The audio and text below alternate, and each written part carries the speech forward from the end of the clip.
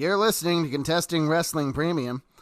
Hi there, premium listeners. It's Professor Ben Abelson and myself, Doc Diamondfire, this week. And we decided that we wanted to watch a little bit of Rob Van Dam. You know, his special came out. They he's put in the Hall of Fame this year. his rolling papers on WrestleMania, which to me is a watershed event in the history of marijuana legalization and societal acceptance.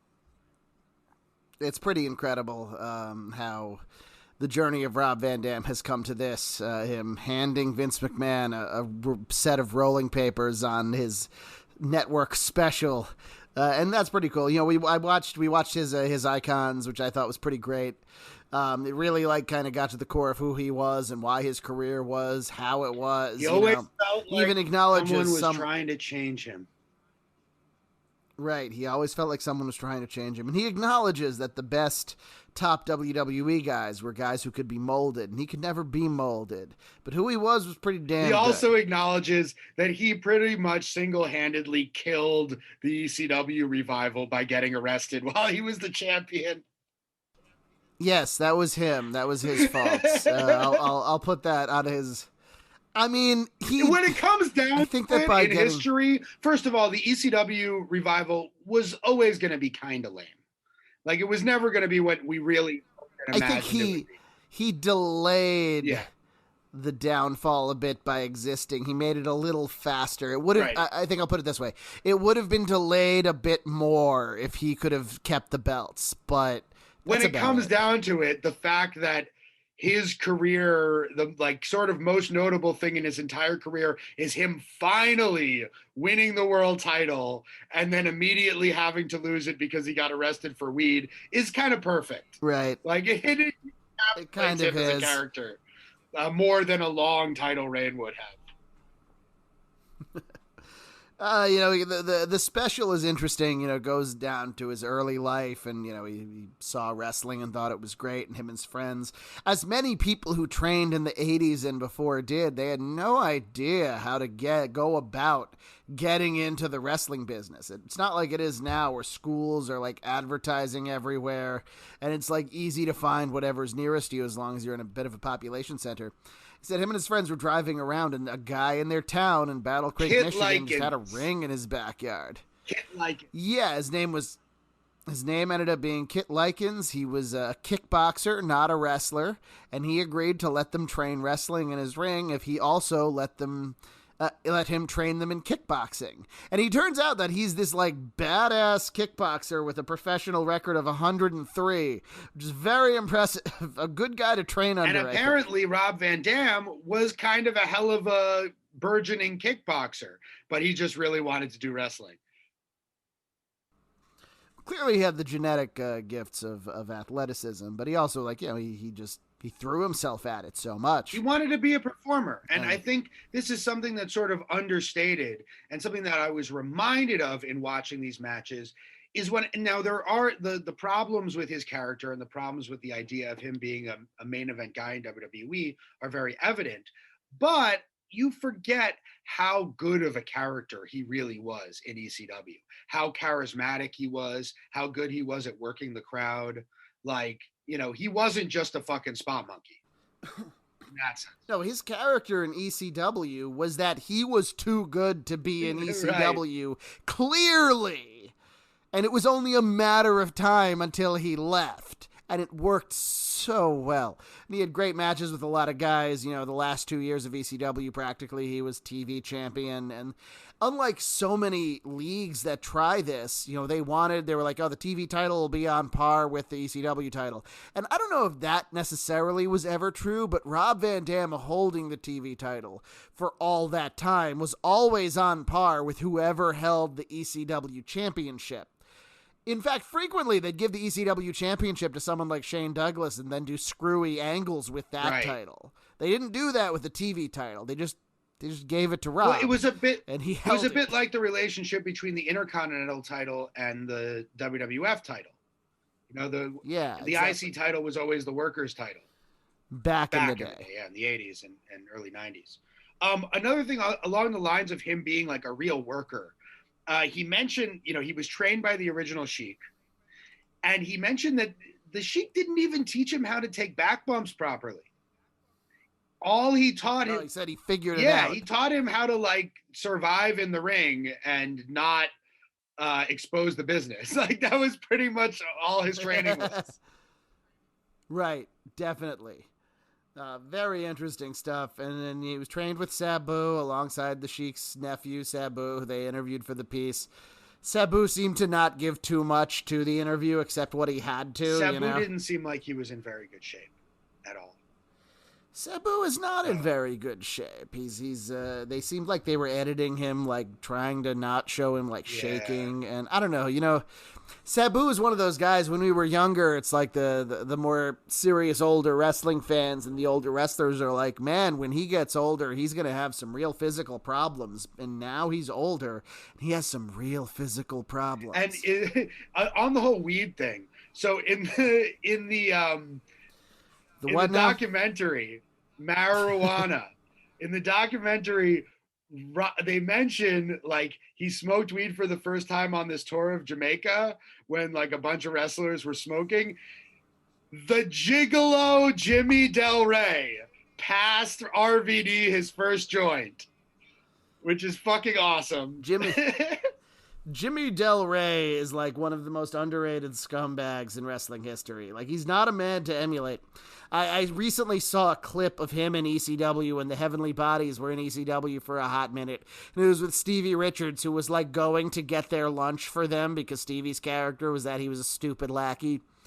And he was asking, like, do you guys want, like, waters? And Jimmy Del Rey looked at him and was like, nah, man, I want a Coke. And don't forget to bring the straw.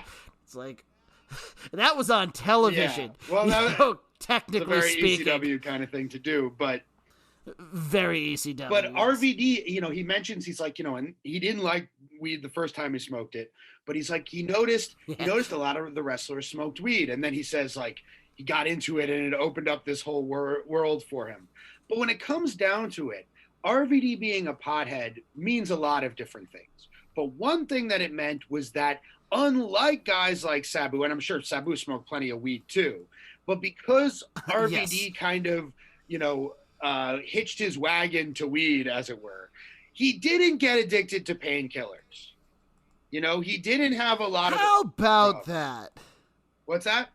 Yeah, how about that? Rob Van Dam did. And now that Rob Van Dam's around 50, he's in excellent shape and can still go as well as he can go, and he has kind of a new gimmick with his girlfriend happening, and he's ready for the next adventure. He's not ready to go lay down. Speaking of his girlfriend, Katie Forbes, I thought it was funny that they did not mention any of the polyamory stuff in the Icon special. No, not her girlfriend also. Yeah.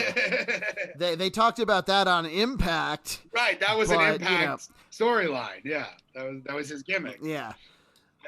No, Katie Forbes' gimmick seems to be mostly that she has an almost impossibly shaped body.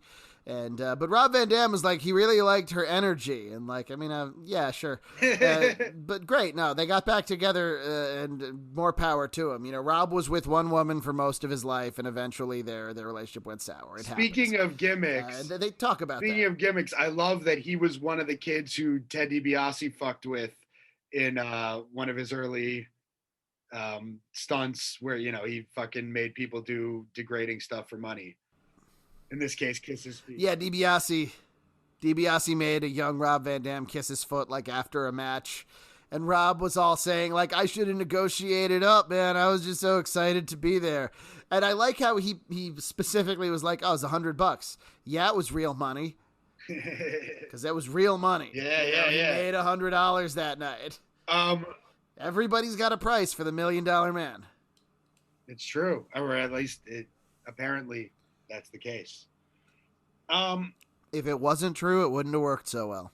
Right. Speaking of money, I thought that story was kind of interesting and sort of unbelievable that he wouldn't take any money from Paul Heyman towards the end of ECW. Like, not only did he not mind not getting a check, but like apparently he didn't even cash the checks that he did get. Well, since he was since he was constantly being courted by the bigger leagues, like he knew what he had to do to get more money, and he already was actively choosing not to do that. So I'd believe it. Also, the effect Heyman had on a lot of his guys, like it's been well documented. If you watch shoot interviews with a lot of the ECW people, they will tell you about the ways Paul Heyman manipulated them and screwed them out of money with wide smiles on their faces. Like, that Paul, and a very few people have that to the level of superpower, and Paul Heyman does. By the way, today I saw there was a heated Twitter exchange between RVD and a bunch of fans over the whole independent contractor status and health insurance with wrestlers. Did see that, yes. And I thought he argued pretty well for his position that like it's not such a problem. Not that I think it's, still think it's a problem. But I understood his perspective where he's like, look, I can just negotiate for healthcare or for whatever the hell I want. And it's like, yes, you RVD can negotiate for that. Another wrestler who doesn't have as much pull as you can't, and they're, struggling to make ends meet. And then RVD will probably say back to that, like, well, they're just not that good, so they don't deserve to live comfortably. Yeah, the idea, which is where I get off the train. Right. The idea is that you need health care even for the people that can't otherwise afford it. And if we all pay into it, a bit, everyone can do it. Because he also said, like, I could just buy whatever health insurance I want. And I'm like, yeah, man, we all really can't. Yeah. Also, health insurance is not the same as health care, but that's a whole other story. Cool that the original One Night Stand was RVD's idea and that Vince, like, just thought it was great right away and went for it, which is, looking back, it's kind of amazing that he actually let that happen, because One Night Stand is an insane fucking show. He said that he said that Vince thought it was a great idea. Like, Vince was interviewed for this and he's like, oh, One Night Stand, that was an interesting show. It's funny because there's so much perception, and I think from Rob himself, about like how Vince and Triple H and guys like that look at him and see him in relation to the business. And there's that very strange scene. First of all, him doing the Hall of Fame in the Thunderdome. I hadn't seen any of the Hall of Fame really before this. I'd seen like Molly Holly's speech, but this was terrible. Like, the fact that he didn't have a live crowd to respond to him, for RVD in particular, was very uncomfortable. And then he goes and talks to Vince and Triple H. And Vince, I believe, always liked RVD.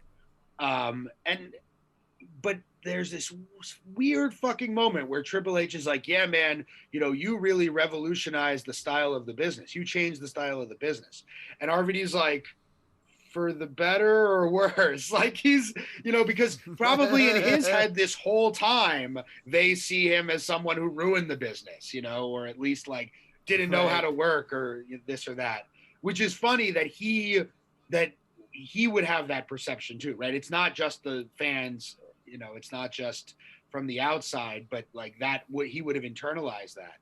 And then Triple H is like, no, man, no, in the best way. No, I really mean that. And it's, does he? Like, who knows? Yeah, you never know, man. Triple H accepted the fact that Rob Van Dam became a big star, but yeah, no, I believe also that Vince thought he was cool. I believe how I don't know, I found the documentary to be mostly honest.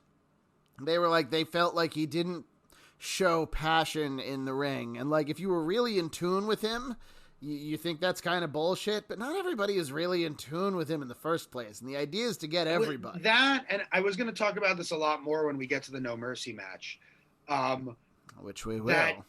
Like, and also the contrast between the Jerry Lynn match and the No Mercy match.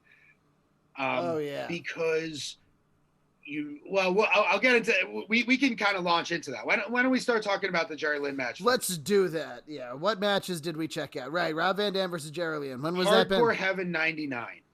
And it's mostly like, I did some research on the internet and found that, like, I looked at people's top 10 lists and things like that.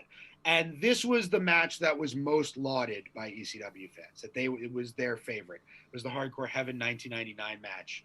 which was a ways along in their series. I think it was definitely not the first match.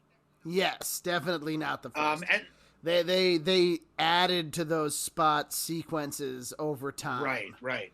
And like, what's really fascinating to me, first of all, you can cut this if you want to, but there was a fan in the front row and this, I forgot what the story was about this beforehand. I think it might've been part of the Kane Dewey thing.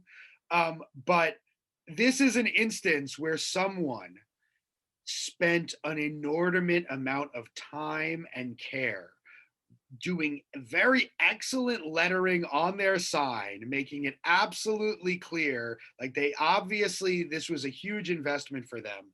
And that sign said, RVD takes it in the ass.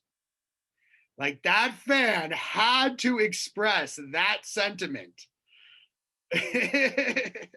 so badly that they went through this whole construction project for it. It was a different time, and that's what you spent your time putting your sign together that everyone will see.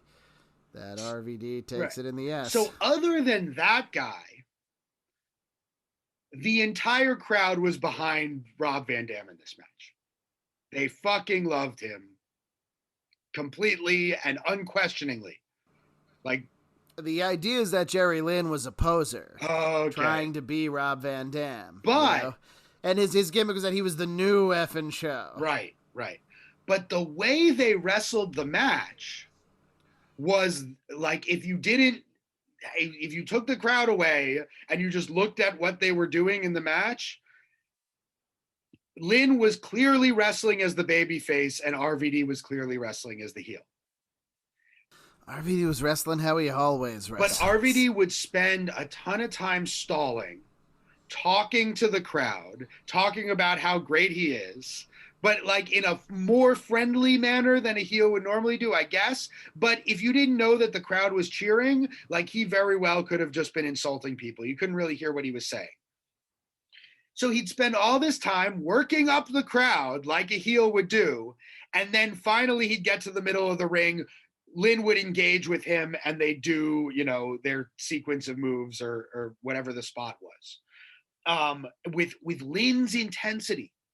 So the match works. And I never really realized this before. The dynamic between Jerry Lynn and RVD and why their matches in particular were so good. RVD does the cool things that RVD always does. The big moves and just being RVD. What he doesn't do ever in this match or the later matches is fire up like a babyface. Yeah, no. He never does that. And that's where that intensity is missing, right? And so... gets that second wind. Yeah. Jerry Lynn fires up in this match. He plays it more like a babyface. And it works because, Jerry Lynn is controlling this match. And I think this is why, while RVD was always the much more popular wrestler by leagues, Jerry Lynn has always been the more respected of the two by people in the business. And I suppose. And I realize now that's because Lynn is the one keeping this match glued together the entire time. RVD does his shit with the crowd. He engages with Lynn, and Lynn takes him through whatever the sequence is going to be. And whenever there were rough spots, for the most part, it was RVD's fault. RVD is not all that crisp in these matches. Yeah. But that's part of his appeal, is his nonchalance. So, if you compare their Van Daminators, which for those, I imagine anybody listening to this knows what it is, but you throw the chair, or it was great when he had Bill Alfonso as his manager, because Alfonso could throw the chair. And then RVD jump kick the chair into his opponent's face. Oh, he worked with Bill Alfonso seamlessly. They were a double act for sure. And one of the coolest things about spots like the Van Daminator, the way that they did it, and this is a real contrast, I would say, with a match we watched for a recent episode of the podcast with Johnny Gargano and Adam Cole, where the spots make a lot of sense. between Lynn and RVD. Yeah. It's not just a bunch of bullshit motion for no reason. They're always evading or countering, and all the early spots in the match are all evasions and counters. Like, they don't land Completely. a hit for a long time, and they build up. But they both look like they're really trying to. Yeah, right. You know?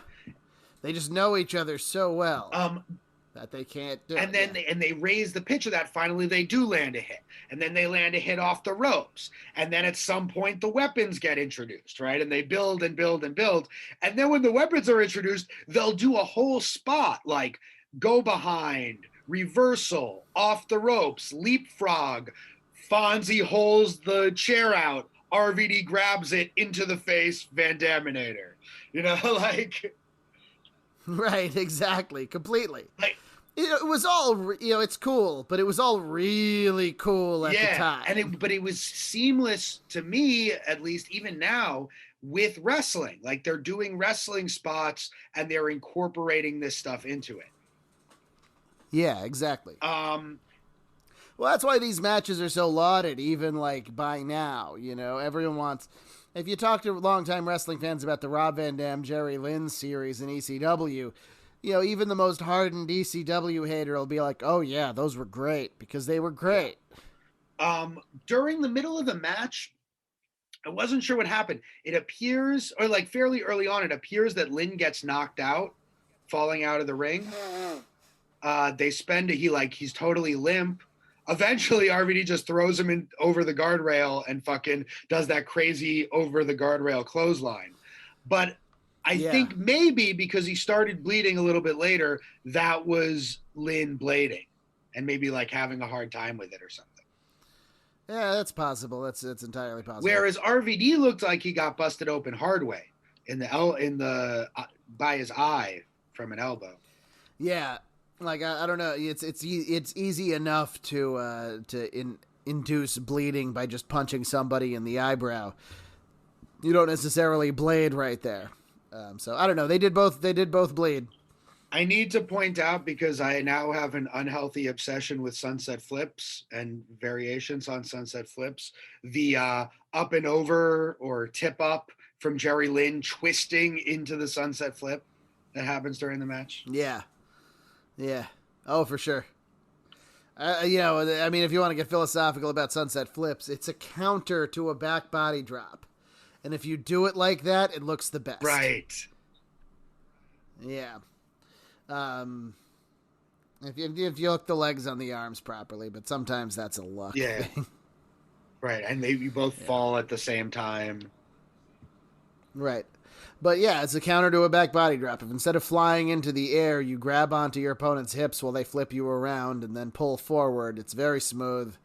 Now, try that if you haven't done it. I meant to say earlier, everybody listening, Jerry Lynn's Van Daminator is kind of sleeker and like sharper. And in a sense, I think it's like technically better. But RVD's has that nonchalance, that just like, fuck it, I'm going to throw a chair and kick it in your face. Fuck yeah. it. Well, Lynn could absolutely physically keep up with Van Dam. Like, that's why it worked so well.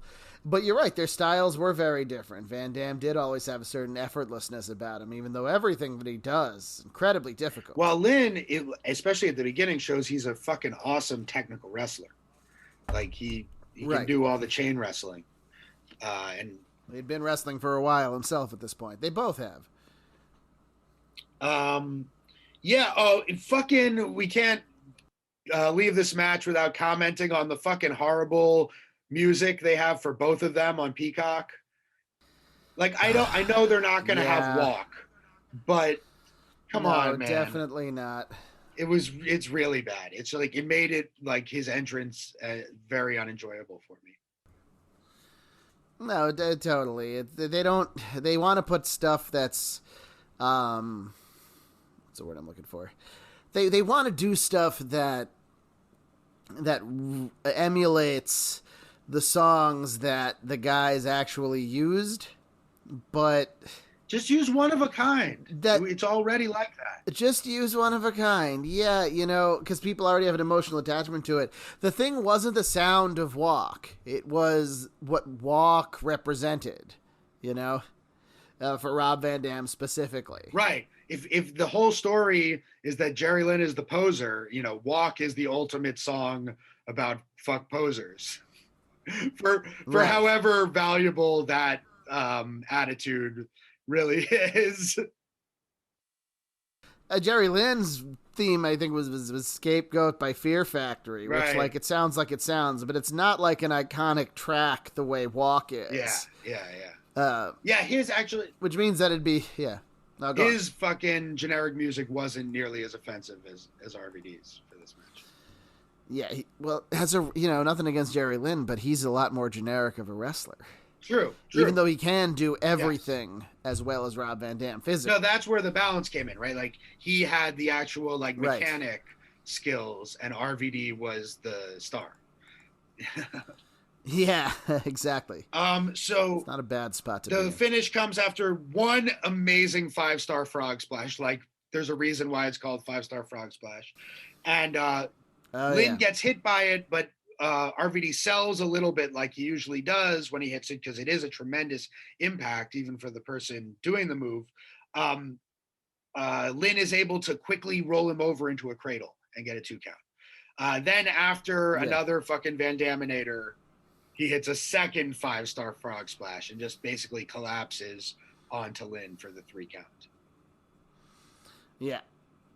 And of course Rob Van Dam wins. Rob Van Dam always wins. Yeah. I like, as Lynn is leaving, he just kind of slaps him with the belt to get his attention. And then... Yeah, okay. And then Lynn turns around and he gives him a high five.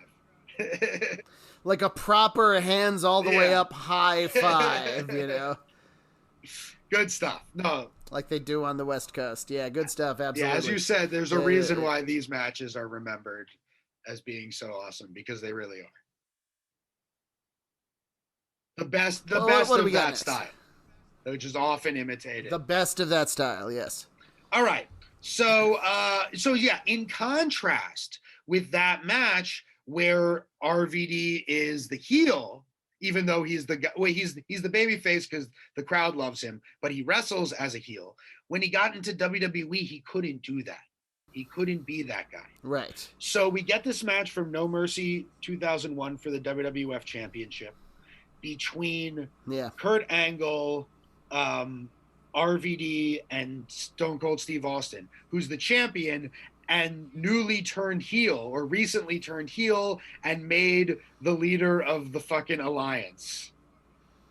From the 2001 at its most 2001. The ECW WCW alliance. And at the beginning, the story is like Austin was gone for a little while, and RVD stepped in as the head of the alliance in the meantime. And then Austin came back and was like, "Hey, all right, I'm ready to come back and lead." And RVD wasn't so cool with that. It would have been fucking awesome if RVD had stayed the leader of the alliance. Yeah, definitely. That would have made that whole story a lot better. I think. Well, they unfortunately weren't, they never went really with RVD like that. And they'd use him well enough, but they'd never really go with him. And here's part of why is what I was going to say about the match, where RVD is the babyface in the match, and he's the only really babyface in the match. And he's in there with 2 very charismatic heels in Stone Cold and Kurt Angle, guys who the crowd can easily get behind, if they have no other choice.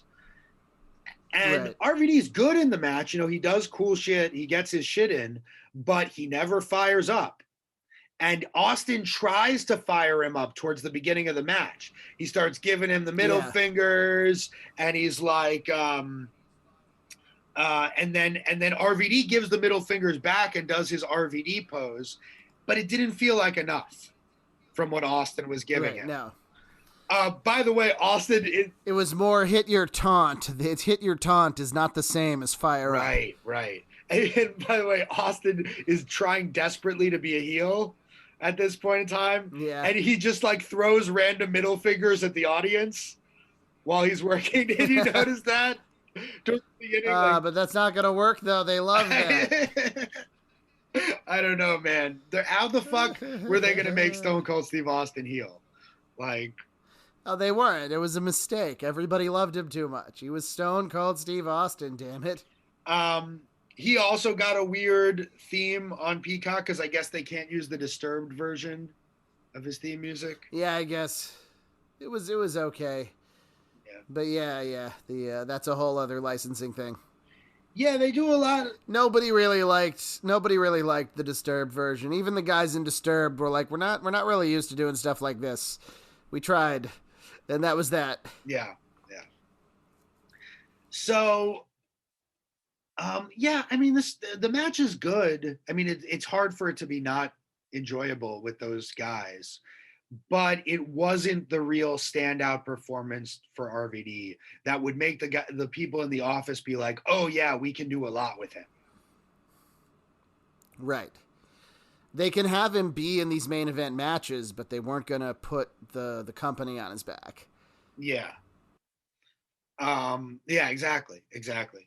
My favorite part of the match is actually towards the end. Shane interferes, and then Vince comes storming at Shane with an intensity that I've never. Compared to fucking what RVD was missing in this match, Vince McMahon just has a ferocity and a raging fury as he comes at his own son to beat the shit out of him.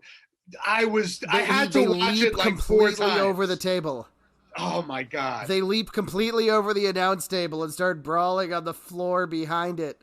Like, oh yeah, you're absolutely right. Vince was just incredible in his role here. He was still having matches from time to time at this point, you know? This was the period where Vince was wrestling. So he was ready to go, you know? Him and Shane had fought at WrestleMania. He must have felt so much like a god at the time, too, because he had just fought WCW and ECW. Yep.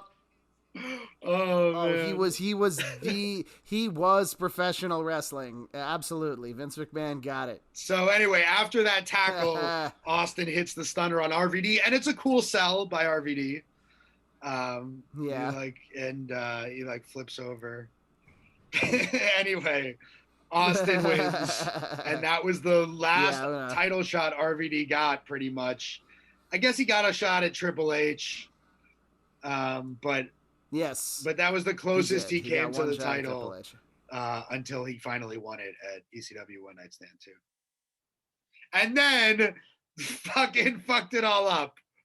Do you always drive with your shirt on? Sorry, let me do that again. Do you always drive with your shirt off? Come on, man. I'm sorry. I thought it was 60. Why does it smell like dope in the car? Well, that's what happened. Oh, man. All right. We were gigantic Rob Van Dam fans this whole time, by the way. I've always loved RVD. I've learned his limitations, but that hasn't made me really like him less. You know? Yeah. Well, we wanted him just to be champion at this point and didn't know why they weren't giving it to him. Now I kind of understand better why they weren't giving it to him, but it's still, you know, he was an option. He was definitely an option. Totally. No, I think more could have been done with him. And I think he became, he became kind of jaded shortly after this and stopped evolving as a wrestler. Though his 2013 run when he came in for a little while was actually kind of awesome. And I really wanted him to have a good match with Daniel Bryan, but I don't think it ever happened.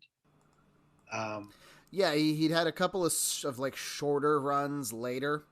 And the first one was very good, and the second one was not. By the second one, they were like, well, if we're just bringing Rob Van Dam in for a few months, he's just going to job to everyone because we can't build anything on him. Yeah. I didn't know how bad he was doing. Which was the whole point. After all that.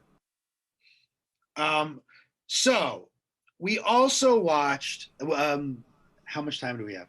Do you think? How much time have we? We're at 34 minutes. Oh, we can move on. We have 2 more matches. It's fine. Yeah. Oh no, we've been going on and on. No, I thought we were going for longer. 5? I thought we were going for longer. Oh no. You can keep all this in, by the way. And I'm not gonna comment on it. No, it's all fine. We're trying to But we try and hit a couple of time barriers yeah, here. It's okay if we don't go for yeah, like an yeah, hour yeah. and a half. We can do an No, hour. but It's I'm fine. talking an hour is about good. my perception of time is off because this is the Rob Van Ben's Dam perception episode. of time is off.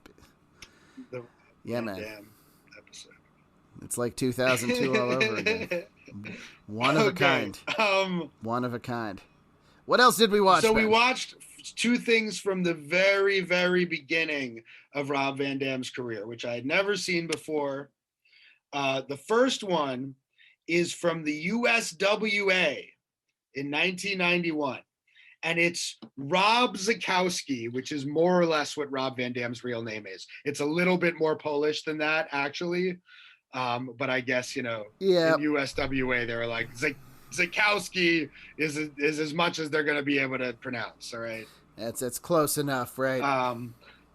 And he's wrestling the man we later came to know as Sabu, who at this point in USWA was called Samu, not to be confused with the head shrinker Samu in the WWF shortly after that. I don't know what the history of Sabu's name is, or if he went to Samu and they just messed it up. But there was a Samu on television very shortly after this, and Samu was not Samu According to Wikipedia, he was Samu the whole time, he just in USWA. Okay. I guess that's what they wanted. Who knows? So bookers and their idiosyncrasies, So this is from July 6th, 1991. And Sabu seems pretty much almost totally fully formed as the character that we knew as Sabu. He's got the gear. He's got the moveset to some degree. It's not quite as crazy as it got.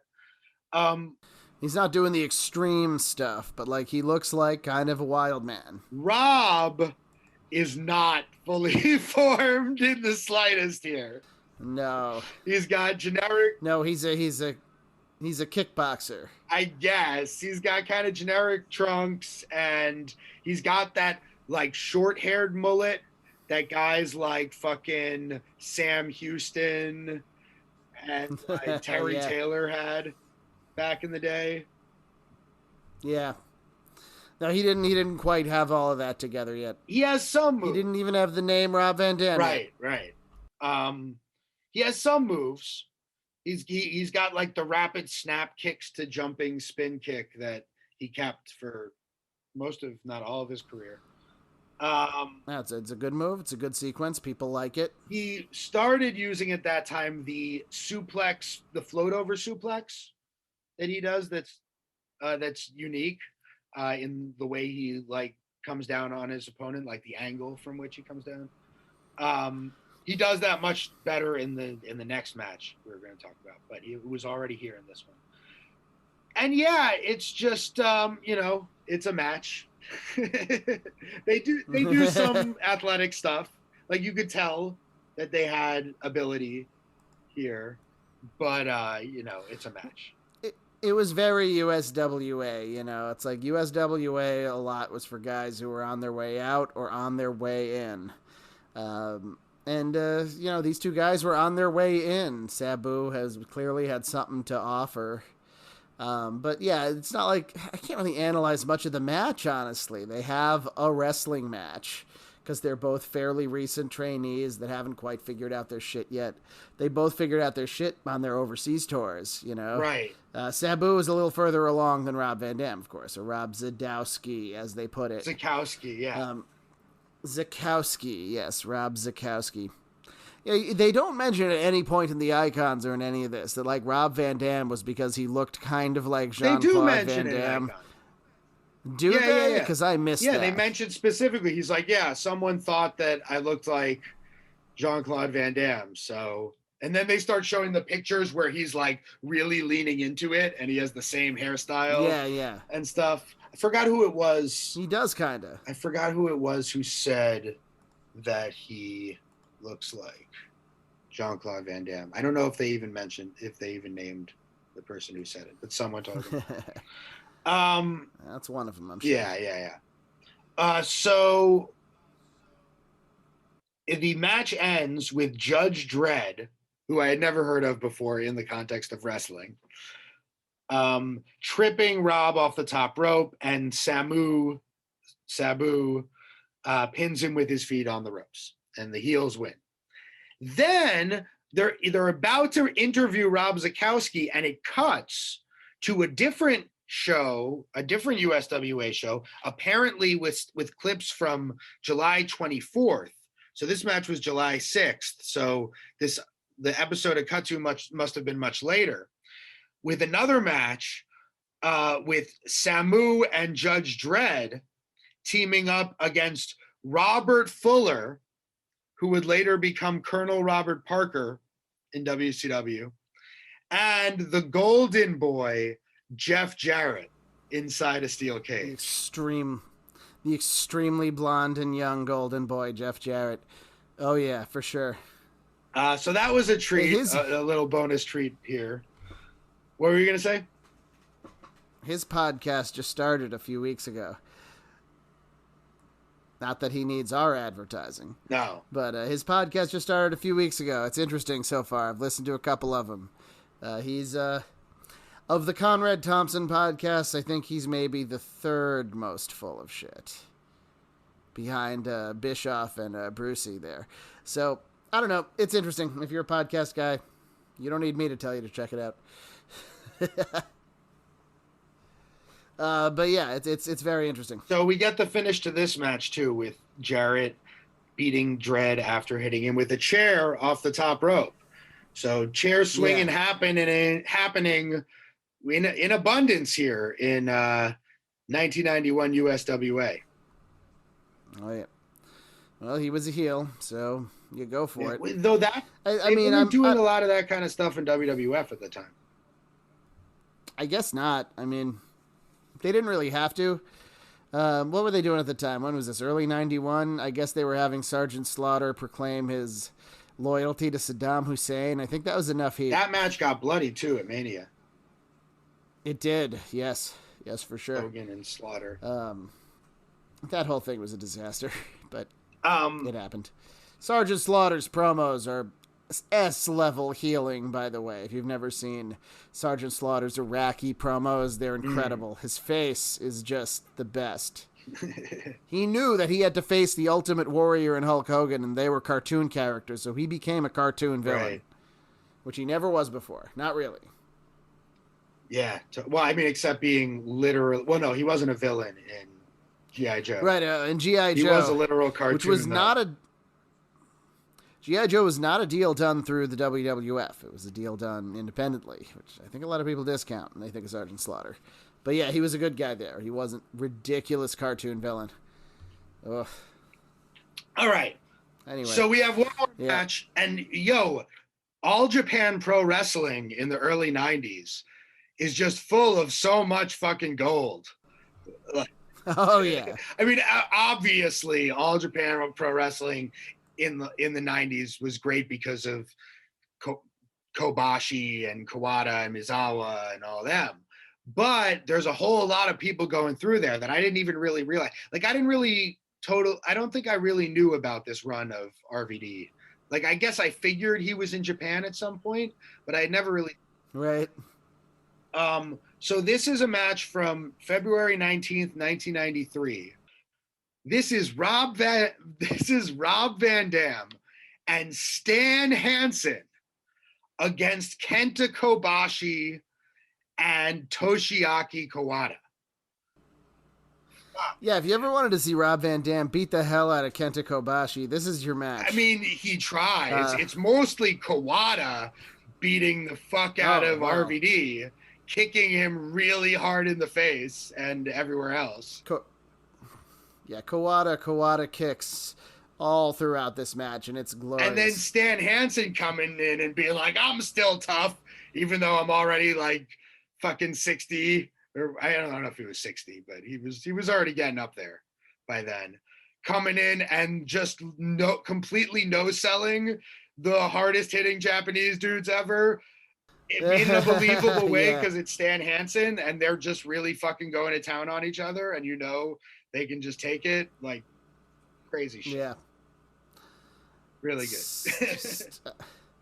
I don't know. It's so great that this exists. It's so great that most of '90s All Japan like exists. You know, Kobashi. I'm used to seeing like 2000s Kobashi after he had put on like another 50 pounds. So it's interesting to watch him here, where he's like so like I don't know. I don't even want to say more athletic, but he's more flexible. Yeah, and could move a lot better. He hadn't pared down his moveset to just chops at this point. I mean, that took a while. That was pretty much just at the end when it was all chops and then a lariat. It was fine. Yeah. But yes, and then the lariat. RVD is a lot more explicitly martial arts oriented.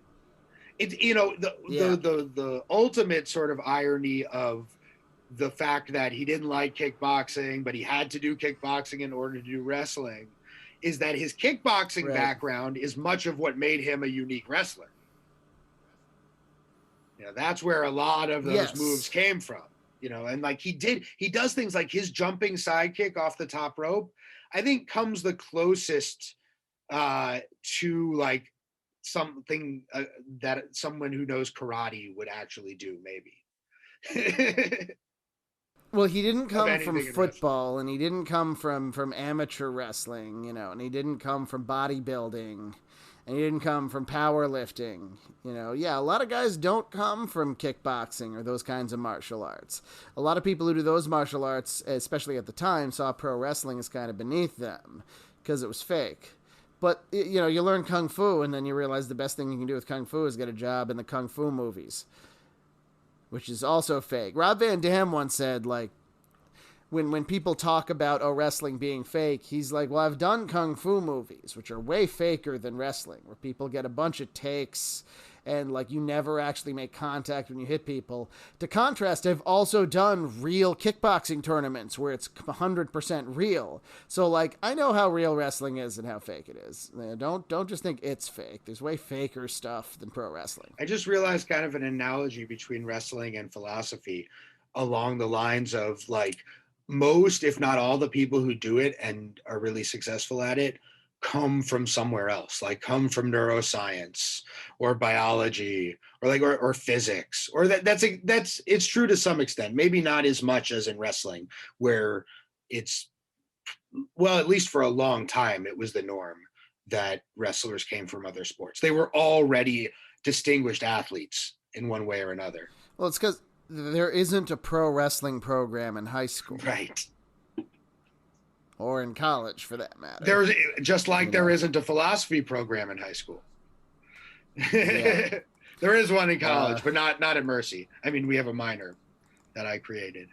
I guess if all you study is philosophy, it doesn't work because you don't have a philosophy about anything. You need something to apply it to. You're just abstracting. I'm applying it to wrestling. Thoughts. Exactly. And a little bit of, like, I do philosophy of psychology, because even though I don't have like a formal background in psychology, through philosophy, you know, I'm fairly well read in the most recent psychological literature, things like that.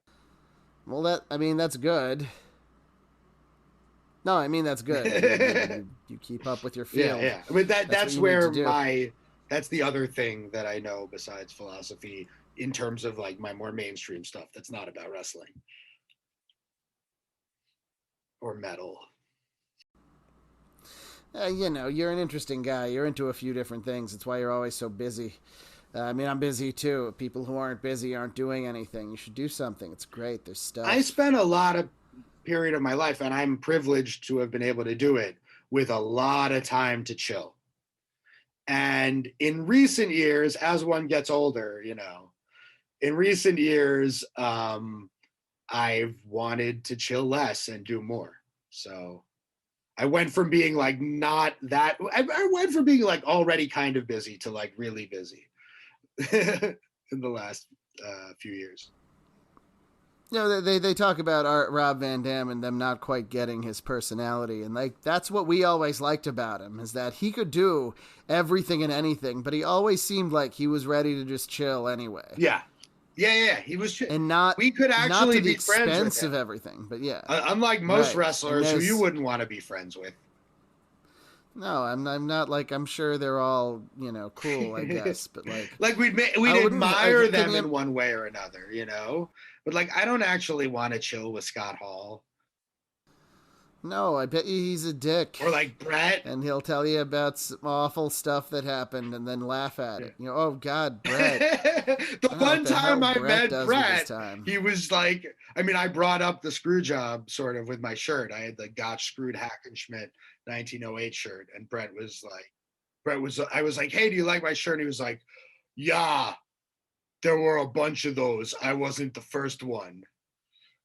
And but he was just like, he seemed legitimately bitter, which if you realize it, so I have this view that he was in on the Montreal screw job, and that part of that is the claim that, well, like, I must assume that he was working then by acting, so ornery about the Montreal screw job, which I, have no problem believing.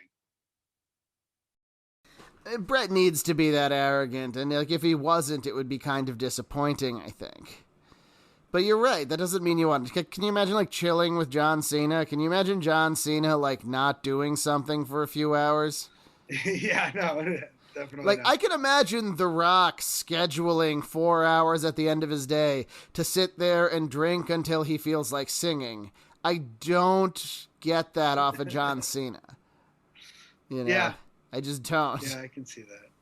I mean, I'm sure Rock drinking his own personal brand of tequila, right? But I'm sure until he sings one of his hit Disney songs that he sang. I'm sure there was at least some part of his life where he chilled. John Cena. Like I think John Cena understands what chilling is. Well, he says he learned how to freestyle chilling with Samoa Joe. Right, exactly. Yeah. I don't know. I think I could get along with Cena better than a lot of.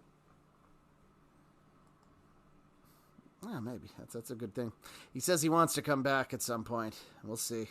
It's easy to say that. So this All Japan tag match. Oh man. Yeah. So I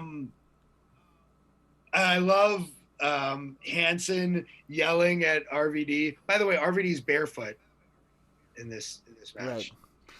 Like a martial arts fighter. Right. And I love Stan Hansen yelling at him like, come on, Van, damn it. And then he laughs at himself. That was cool. Oh, that's great. Just great. Yeah, just Hansen being Stan Hansen with RVD there.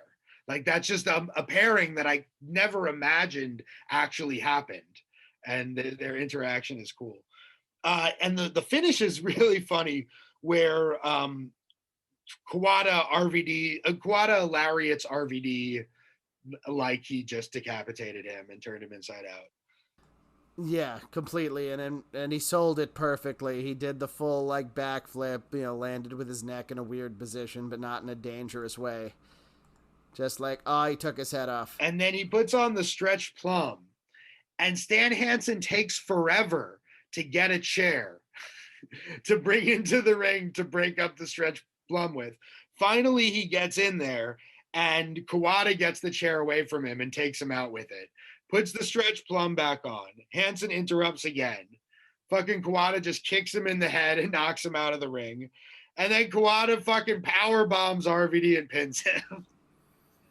Right. Now, Kawada was the star of this match. He was fucking awesome. He's destroying everybody in his way. Yeah. Including Mr. Rob Van Dam. Kawada is so underappreciated, I feel like. Like Misawa and Kobashi get most of the recognition.